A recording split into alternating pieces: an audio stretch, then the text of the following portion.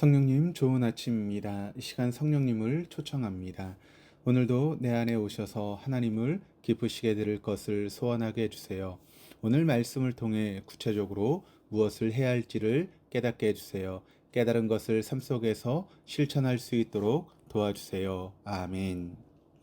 오늘 함께 나누실 하나님 말씀은 로마서 12장 9절에서 21절까지 말씀입니다. 오늘 본문은 크게 두 개의 관계성, 즉 신앙 공동체 내의 관계성과 공동체 밖, 특히 밖에 또는 탄압하는 자들과의 관계성으로 나눠 생각해 보겠습니다. 그런데 이 두 개의 관계성 전체를 지배하는 기본은 사랑, 아가페입니다. 구절을 보시면 사랑에는 거짓이 없나니 악을 미워하고 선에 속하라. 그러니까 사랑에는 거짓이 없어야 합니다. 거짓은 사실과 다른 것이나 사실이 아닌 것을 사실처럼 꾸미거나 그렇게 말하는 것을 가리킵니다. 헬라어로 연기자, 무대 공연자를 뜻하는 명사가 바로 이 거짓을 뜻하는 단어와 어원이 같습니다. 즉 거짓은 공동체를 연극 무대로 변질시킵니다. 실질적으로 교회를 연극 무대처럼 교회에서만 거룩한 모습을 유지하는 사람들이 얼마나 많은지 모릅니다. 거짓 없는 사랑은 성과 악 모두를 용납하는 것이 아닙니다. 악을 미워하고 선에 속하라라고 하는 헬라어 원어적 의미는 악에 대한 미움 정도는 치를 떨며 혐오하는 수준을 뜻하며 또 선에 속하는 정도도 악교처럼 떨어지지 않을 정도로 딱 달라붙은 것을 말합니다. 즉, 거짓 없는 사랑은 악을 무조건 포용하는 맹목적인 사랑이 아닙니다. 그런데 여기에서 우리가 유의해야 될 점은 바울은 악을 혐오하라고 했지 악인을 혐오하라고 하지 않았다라고 하는 사실입니다. 하나님께서는 자신의 말을 어기고 죄악을 저지른 아담과 하와를 혐오하지 않으셨고 오히려 그들을 당신의 사랑으로 품어 주셨습니다. 공동체에서의 관계성에 대해 바울은 다음과 같이 서술했습니다. 10절에서 13절입니다.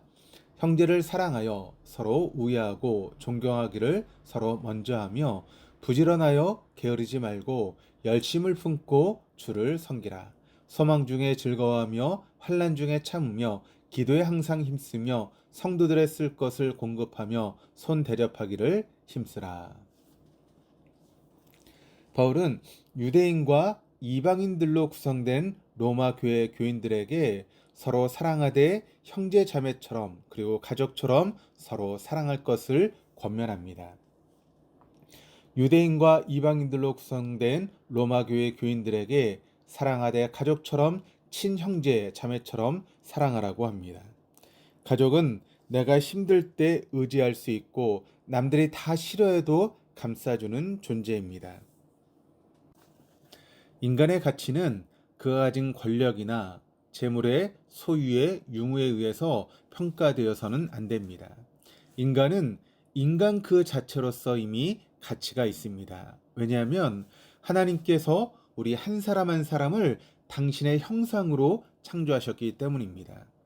상대방의 가치를 인정하고 존경하는 사람은 상대방으로부터 존경받습니다.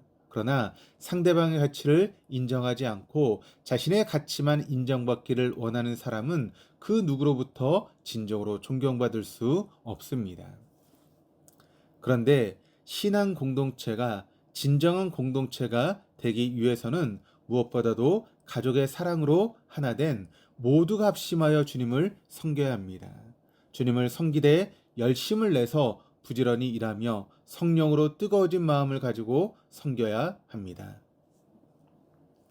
그렇다면 신앙의 연륜이 깊어질수록 열심히 주를 섬겨야 하는데 반대로 시간이 흐를수록 주님을 섬긴 일에 소홀히 하는 경우가 많은데 그 근본적인 이유는 성령의 뜨거움이 없기 때문입니다. 언제부터인지 모르게 차갑지도 뜨겁지도 않은 미지근한 태도로 신앙생활하고 있는 자신을 발견할 때가 있습니다. 이렇게 깨닫는 것만 해도 은혜입니다. 그렇다면 성령의 뜨거움을 어떻게 회복할 수 있을까요? 미래에 대한 소망이 없는 사람은 현실에서의 즐거움도 참을성도 없어지고 기도도 하지 않습니다. 신앙인의 소망은 성경 말씀대로 이루어진다라고 하는 믿음입니다. 즉, 눈앞에 펼쳐지는 현실이 아무리 암울하다 할지라도 주님의 말씀은 반드시 이루어진다라고 하는 믿음이 있기 때문에 미래에 대한 소망으로 현실을 기꺼이 기쁨으로 포용하게 되고 주님께 기도하며 나아갈 수 있게 되는 것입니다. 또한 신앙의 회복은 나눔을 통해 이루어집니다. 일반적으로 사람들은 주는 것보다 받는 것에 익숙합니다. 그러나 기쁨은 나누면 배가 되고 슬프면 나누면 반이 된다라고 하는 말이 있습니다. 나누면 비는 것이 아니라 더 채워진다라고 하는 나눔의 역설을 마더 테레사 효과 또는 슈바이처 효과라고 말합니다. 나눔은 남을 위한 것이기도 하지만 결국에는 자신을 위한 것입니다. 나눔을 통해 육체적으로도 건강해질 뿐만 아니라 믿음이 더욱 굳건하게 서게 되는 것입니다.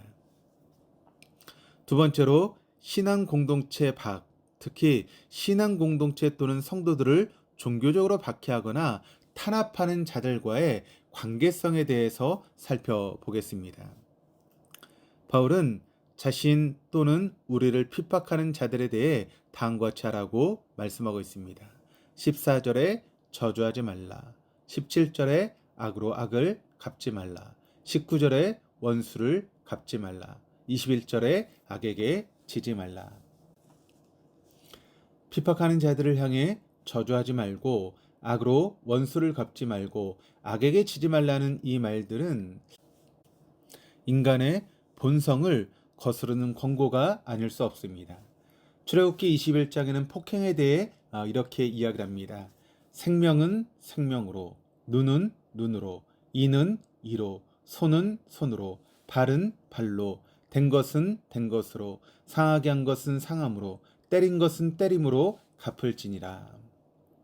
분명 구약에 이런 규정이 있음에도 불구하고 바울은 이와는 상반된 말을 하고 있습니다. 하나님께서 출애굽기에 이와 같은 규정을 세우신 것은 죄에 대한 공식적인 형벌을 말하는 것으로 개인적으로 보복하는 것을 금하기 위해서였습니다. 이런 이유로 바울은 주님을 섬기는 신앙인으로서 믿지 않는 사람들과 함께 공존하는 사회에서는 더욱더 모범된 삶을 살아야 함을 강조하고 있습니다. 말로는 주님을 믿는다면서도 주님을 의탁하기보다는 사회적인 규범과 가치관을 잣대로 그들과 동일하게 보복하고 저주한다면 일반인들과 차이가 하나도 없다라고 하는 이야기입니다. 일반인들이 인간의 본성대로 자신을 핍박하는 사람에 대해 저주하고 악을 악으로 갚을지라도 신앙인은 저주하지 말고 악을 갚지 않는 것으로 그치지 않고 오히려 그들을 축복함으로 선을 행해야 된다라고 권면하는 것입니다.